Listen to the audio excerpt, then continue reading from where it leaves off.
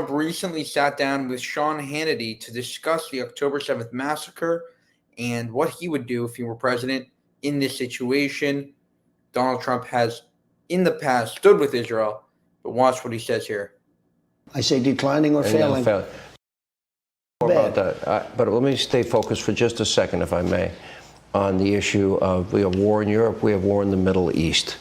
And we have the Iranians, according to reports, even the IAEA, may be very close to nuclear weapons. That should scare everybody, because they're crazy enough that I think they would use them. And precarious situation, more dangerous, I think, than at any point. Most dangerous time in the history of our country. I would agree. And so my question to you is, if you are elected and you are the next president, the 47th president, how do you begin the process of restoring world order? Now, one other thing.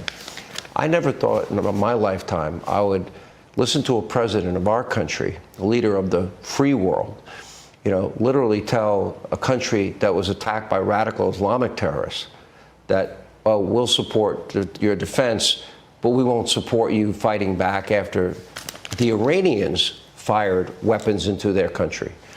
Right. To me, that was a surrender in the war on terror, or trying to lecture Israel, oh, you can't go to Rafah, you can't do this. Okay, excuse me, how would we act if we lost what would be, by population extrapolated out, 40,000 Americans in a day?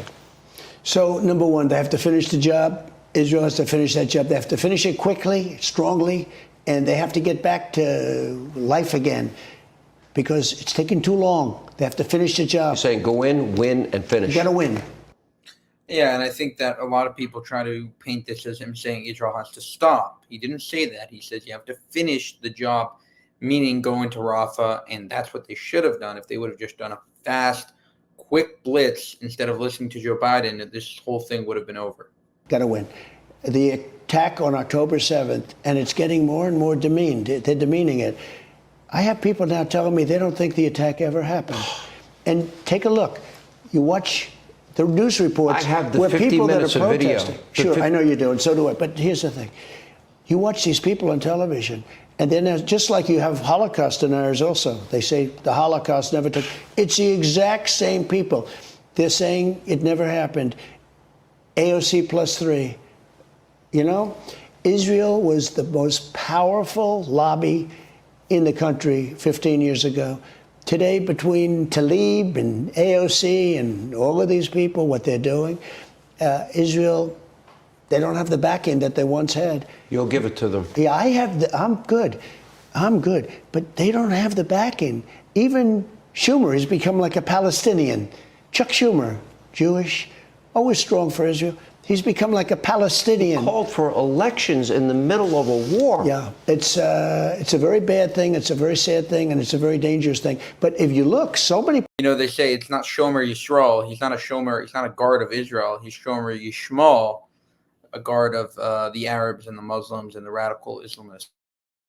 People, I watch on your show where they're going and interviewing these people that are protesting just recently at Columbia and the different places.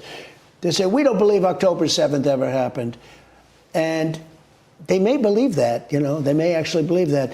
But they have to get the job done. They have to get in there and they have to get it done. And that clip is just another example of Donald Trump continuing to support Israel and not wavering at all, while Joe Biden continues to cater to Michigan and Minnesota voters and give up the Jewish people to radical Islam. And, if you're Jewish and you don't vote for a Republican, if you don't vote for Donald Trump this election, you are literally betraying your people. He said it a couple months ago. Trump said it a couple months ago, and it's really just the truth.